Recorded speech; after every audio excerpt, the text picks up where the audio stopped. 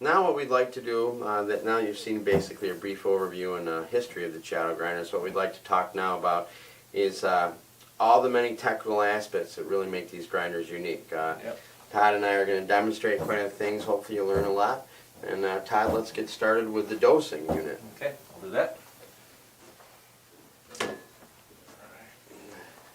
Okay. We'll show you on the E7, even though it's got the same doser on the E10. First, the very unique features. When you dose your coffee, it drops straight down. You don't miss. So I'll pull fast to show you. Look how quickly and neatly that is. Neatly, is that a word? Neatly is a word today. For today's purpose, neatly is a word that works well. Yep. We'll look inside the grinder here. I want to show you some of the features on this. Here's your adjustment to adjust the amount of grams it's going to pull per shot. It's anywhere between, you can adjust it exactly between 5.5 and 9 grams, and it's very easy to adjust.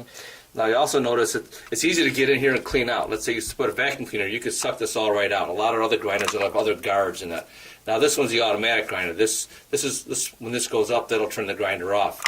The electronic versions and the manual versions do not have this, so you even have more accessibility in there. Well, the other unique thing is a lot of the people, when they talk about grinders, talk about it pulls to the left or it pulls to the right. It almost sounds like driving a car, but what they mean is actually, believe it or not, that the grinds shoot to the left or shoot to the right to be prepared. The other unique thing about the grinder is the way it's designed and built. The dosing unit here, there's actually, as you saw in there, there's a dosing star. Now the other thing is on the bottom of that dosing star is something called a stable. Now the stable's purpose is to ensure that the doser and the lever, they are rectified, and we'll get into rectified again when we talk about the motor. But basically what rectified means is that the dosing unit and the shaft that turn it are perfectly perpendicular. The other nice thing about that is that a lot of people talk about how the grinder doses. It makes a very clean sweep. It's not going to leave a lot of grinds in the bottom of that. So it's actually a great feature. It's unique. By being rectified, it doesn't wear out early. Yeah. It'll last longer. It just means that the bolt is perfectly perpendicular to the rest of the unit. And quickly from behind the grinder, we'll grab one of our, what would they call this in the movie business? Props. This is a prop. Yeah. And what this is, as you can see there's the dosing spring. Now the cool thing about the dosing spring, it's unique. We get so many calls. A lot of them just have a goofy little spring. This is actually, you can see, is very well made. The other ones will have a spring, something you might see like on a screen door or something like that, just a wound spring that goes between here and here and tends to fall off. This actually has a lifetime guarantee on that. And another thing, it's really easy to get at if you ever need to change it, which probably is not going to happen. As you can see though, the lever and the spring. Okay, we got the spring. All right, we got the spring. Let's go inside. I want to show something more fun. All right, we talked enough about the spring. Yeah. Okay, I want to talk about the grinder adjustment and what we have inside of here. Sure. This is the real cool stuff. Okay, well the bean hopper of course has a little door on here. You can so you can close that and pull this right off. I'll move that out of the way, Todd, so we don't spill the beans like that. All right. I'm going to grind the beans out of here so I can show you inside. Notice how quiet. It is quiet. Yeah. I'm going to clean up our mess which we tend to make. Sorry. Okay, now let's kind of, for example, let's say you accidentally dropped, there was a stone in here. Sometimes you get stone in with the beans and you want to get inside the burrs to get that stone out. Take the bean hopper off. Take a vacuum cleaner if you don't want to grind them out because there's a stone in there. So just suck the beans out. This comes off here. And you can see the little acorn nut here, which... well, that's unique too. The acorn nut, what that does is there's nothing sharp there. There's nothing sticking out. It's a safety feature, which of course is one of the reasons that everything's NSF approved is because there's a lot of safety features. If you notice on the front of the grinder too, this is your grinder adjustment. It's really easy to adjust, okay? If you want to go finer, you go to the right. If you want to go coarser, you go to the left. The other thing is once you get it all adjusted, you can't turn as far as some of the other grinders. A lot of the other grinders, you've got a handle here which is very hard to adjust. You got to really pull on it.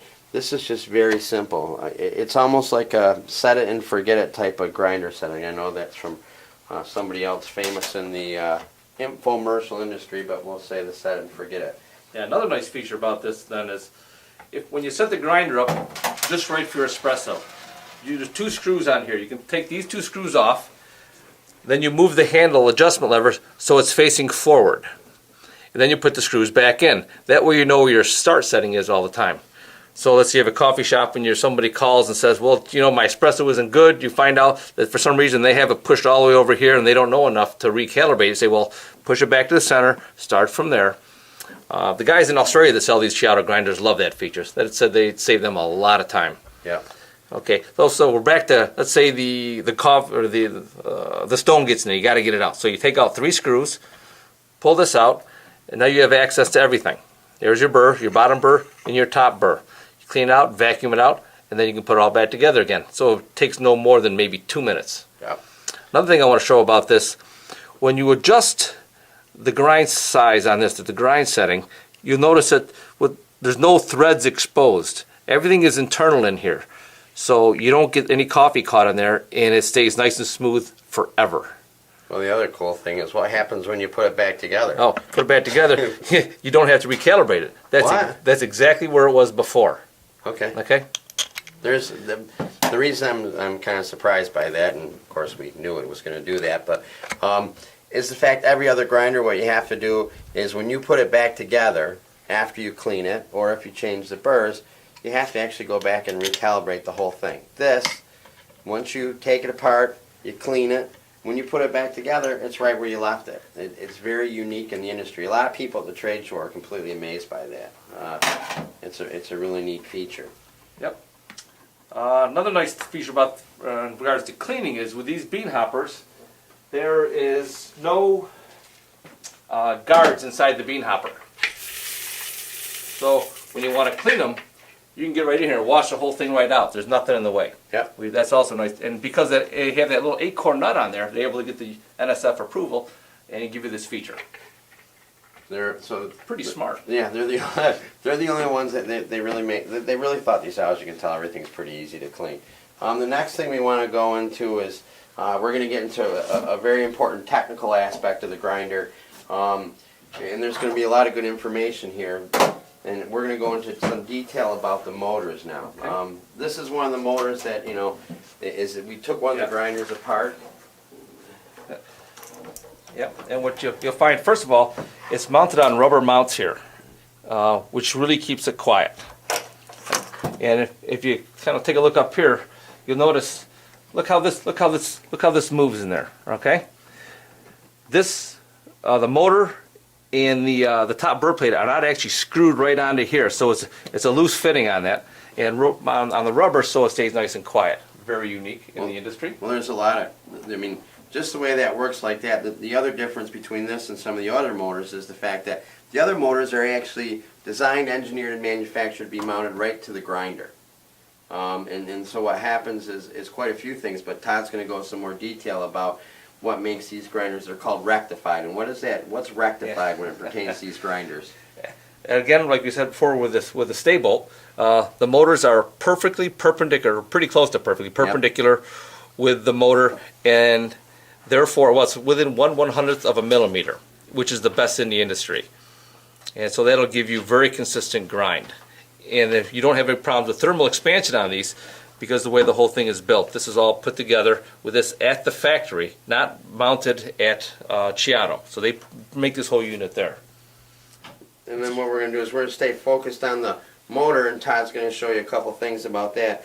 The other neat thing is, and we'll just stay focused on here, and Todd can show you this is spinning, but the other neat thing is actually the way the ball bearings are mounted. There's 2 ball bearings inside the motor. And normally, the way most manufacturers do it right now, there's the 2 ball bearings, one on the upper and one on the lower. And what they do right now, the ball bearings, in order to run properly, they need to have a wavy washer, it's called in there, or the Belleville spring. Usually right now in all the other manufacturers, for cost-saving reasons, it's put into the upper bell. Now what that does, that wavy ring in the upper bell, when this is spinning like this, what it does is it increases noise. That's, you know, in the other manufacturers, and it also adds to the it decreases the stability of the grinder. Where Ceado's designed, tooled, and assembled by the manufacturer, and what they do is they put the wavy washer in the lower bell, and this upper bearing is locked. And what that does is it does 3 things. Number 1, it keeps everything rectified and perpendicular. The second thing that it does is it reduces the noise, and then because of the design and the engineering of it, what it's going to do is going to force the air, the thermal expansion downwards, and what that's going to do is going to result in a cooler motor overall. So a lot of the things about the engineering of this are really unique, and that's And just therefore a one, consistent grind. a very consistent grind. Yep. So even if the grind has been operating for a while, the grind size will stay the same.